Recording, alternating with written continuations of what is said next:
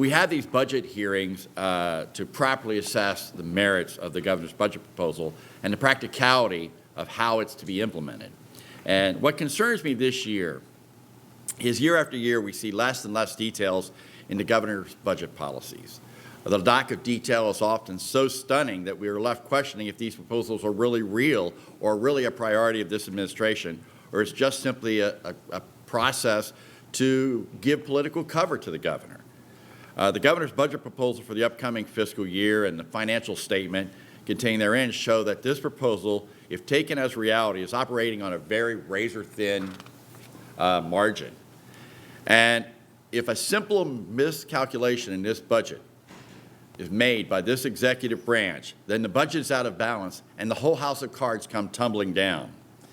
During these last 3 weeks, we've had state agencies come before us and perform some of the kabuki dances that my counterpart here talks about all the time in an attempt to try to explain some of the serious inconsistencies in this governor's budget document. One of the biggest concerns that continues to be our supplementals and the overspending of this administration. You know, it is the sole responsibility of the governor, not this governor, every governor, to live within the means of the budget he agrees to and that he signs into law. And that is one point that's very important, is that the governor agreed to the budget and the spending limits in his negotiations with this General Assembly.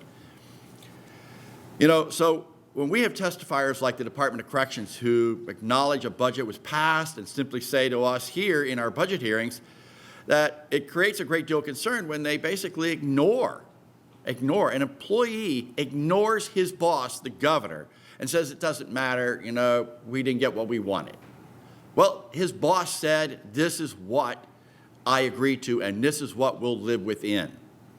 Yesterday at our hearings, the Department of Human Services sounded an alarm of an agency that has run amok, and I mean run amok. The department has admitted that the overrun cost for the current fiscal year is actually over $800 million, not the $500 million that was reported in the governor's budget book and document. DHS has achieved this failure by pushing current year costs into next year's budget, and pushing that cost should be in next year's budget to look to the future, the kinds of gimmicks that we see all the time in these budgets that really continue to create real financial issues for the state of Pennsylvania.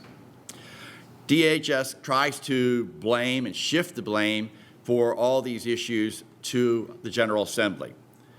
The key point here that blows up their argument is we appropriated nearly every line item that DHS requested in their spring update last year, and the couple of lines that they were different from the spring update were agreed to by the governor, then we made cuts to. And I've heard that the minority chairman here states that we're to blame for this situation of supplemental spending. My hope is that he's using the royal we to describe the members of his own party and ours because of the different sides of the problems we create sometimes.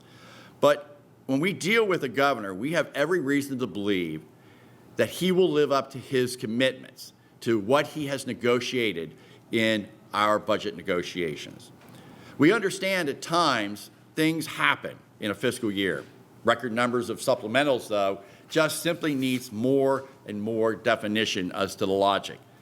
DHS was here, and we've asked numerous questions of DHS about projected spendings. No answers. Yet the state police can project their spending and different issues in what they believe should be the cost to each municipality in Pennsylvania, but yet our own DHS has all kinds of information available to them, cannot do any forecasting that's accurate to give this General Assembly a proper understanding of where we're headed with their budget. Sadly, the overspending by the Department of DHS is really, really concerning where we're headed with structural deficit there. And it was really shocking yesterday when we talked about the community health choices, when the administration and its own employees raised alarms about the holes in the budget. You know, it really is concerned when our department, our professionals, cannot project, at least within reason, of what they expect to spend and what our senior population is going to cost us in the future year. When we go to the Department of Education, the administration has continued to tout the investments in education that go so far to say and praise themselves in that it's reasonable for the people of Pennsylvania to assume that, you know, maybe we have a king here, not a governor, working with the legislature on these kind of things, and they pat themselves on the back. But the truth is, there is a huge hole in pupil transportation that was acknowledged when the Secretary of Education here. $157 million that's going to come out of next year's budget, which means if we continue that spending without covering that pupil cost, that will eventually add up to $300, $400, $500 million that will be underfunded in pupil transportation that we're not dealing with in this budget. Pennsylvania cannot continue to ignore these costs in our local school districts, because that ignoring of it will cause property taxes to rise to cover those costs, and or state taxes to rise because we are not being honest in our state budget. And finally, I want to talk about the governor's revenue assumptions. It's refreshing that someone in the administration finally admitted yesterday that the governor's minimum wage proposal would result in job losses. For too long, my colleagues on the other side of the aisle have ignored the key fact. However, the current concerning thing to a lot of us in the governor's minimum wage proposal is the budget implications that it has. The administration is booking $133 million in new revenue from an increase in the minimum wage. The IFO states that we'd be lucky to collect $54 million in new revenue. So if the administration is wrong about this fact, then the whole budget is out of balance, which is really concerning. We also presented with unsatisfactory answers about the combined reporting, Madam Secretary. After years of making the same policy pitches from the administration saying that the combined reporting would be bringing no additional revenue into the state of Pennsylvania in the first year, this year the administration takes a 180-degree turn in saying that, oh, no, we're going to bring $200 million in to cover the projected combined reporting.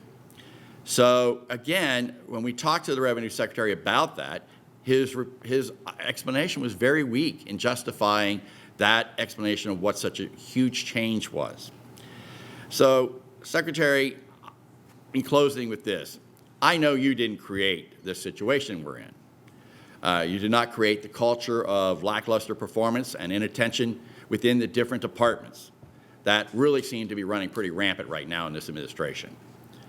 However, you have the power to change the ship. I'm asking you and encouraging you to write a new script for this budget that gets those secretaries in line with projecting real numbers so that we in the General Assembly know honestly where we are headed in this administration and in the future for Pennsylvania. The failure to do so not only fails this General Assembly, but it also fails the people of Pennsylvania. And I think the people of Pennsylvania deserve more transparency in where we really are headed financially with our Commonwealth. I thank you for coming here today. I thank you for your honesty and in your integrity. We think very highly of you, but we have great concerns about this budget proposal. Thank you very much. Thank you.